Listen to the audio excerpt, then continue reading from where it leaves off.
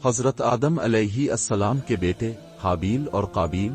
حضرت آدم علیہ السلام اور حضرت ہوا علیہ السلام کے حقیقی بیٹے تھے، لیکن خدا کی قدرت کے دونوں بھائیوں کے مزاج، عادات و اطوار میں زمین و آسمان کا فرق تھا۔ بڑا بھائی قابیل مزاجنا غصے کا تیز، بد زبان اور فطرتنا برائی کی جانب راغب تھا۔ حسد، بغض، سرکشی،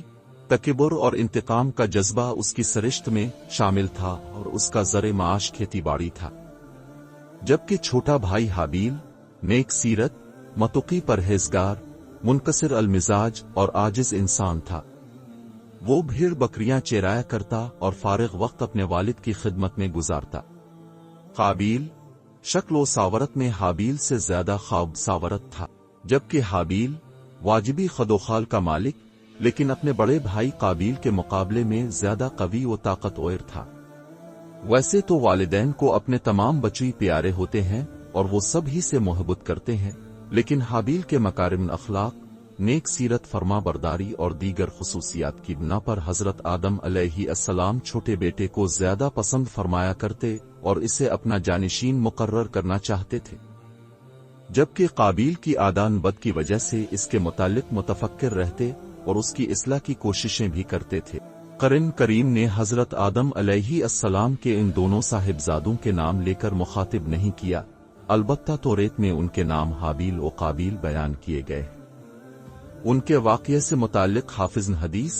علامہ عماد الدین ابن کثیر رحمۃ اللہ نے سند کے ساتھ ایک روایت نقل کی ہے، جو حضرت عبداللہ بن مسعود رضی اللہ عنہ اور بعض دوسرے صحابہ رضی اللہ عنہم سے منقول ہے کہ جب حضرت آدم علیہ السلام اور حضرت اما ہوا علیہ السلام دنیا میں تشریف لائے اور توالد و تناسل کا سلسلہ شروع ہوا، تو ان کی نسل میں اضافے کے لیے ہر ایک حمل سے ان کے دو بچوئی توام یعنی جڑواں پیدا ہوتے،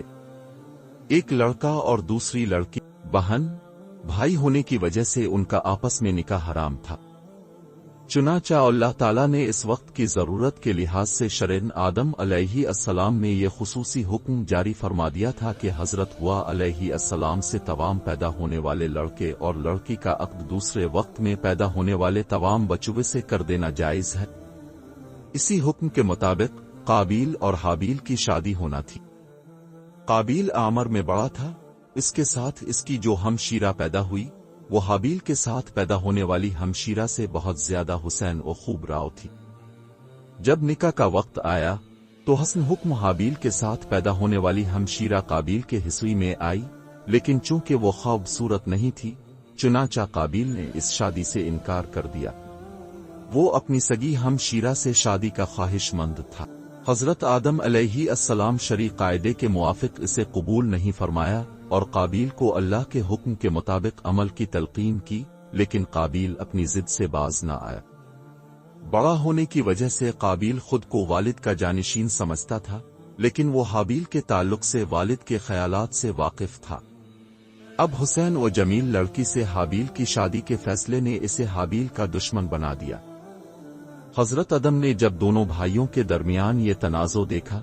تو رفع اختلاف کے لیے دونوں بھائیوں کے لیے یہ تجویز پیش کی کہ تم دونوں بارگاہ خداوندی میں اپنی اپنی قربانی پیش کرو، اللہ تعالیٰ تم دونوں میں سے جس کی قربانی قبول فرما لے گا اس لڑکی کی شادی اس سے کر دی جائے گی۔ حضرت آدم علیہ السلام کو اس بات کا یقین تھا کہ قربانی اس کی قبول ہوگی جس کا حق ہے، یعنی حابیل کی۔ اس زمانے میں قربانی قبول ہونے کی ایک واضح اور قائلی علامت یہ ہوتی تھی کہ آسمان سے ایک آگ آتی اور قربانی کو کھا جاتی، اور جس قربانی کو آگ نہ کھائے تو اس کے معنی یہ ہوتے کہ وہ قربانی اللہ کے حضور قبول نہیں ہوئی۔ قرآن کریم میں اللہ تعالیٰ نے حضرت آدم علیہ السلام کے دونوں بیٹوں کا قصہ قیامت تک آنے والی نسلوں کے لیے عبرت اور نصیحت کے طور پر پیش کیا ہے۔ اللہ تعالیٰ اپنے محبوب رسول صلی اللہ علیہ وآلہ وسلم اور نبی آخر الزماں صلی اللہ علیہ وسلم کو مخاطب کرتے ہوئے فرماتا ہے، ترجمہ محمد، آپ ان کو آدم علیہ السلام کے دونوں بیٹوں کے حالات بالکل صحیح پڑھ کر سنا دیں۔ جب ان دونوں نے نذرانہ پیش کیا تو ایک کی نیاز تو قبول ہو گئی اور دوسرے کی قبول نہیں ہوئی، تو وہ قابیل کہنے لگا کہ میں تجھے قتل کر دوں گا۔ اس حابیل نے کہا کہ اللہ پرہیزگاروں ہی کی نظر قبول فرمایا کرتا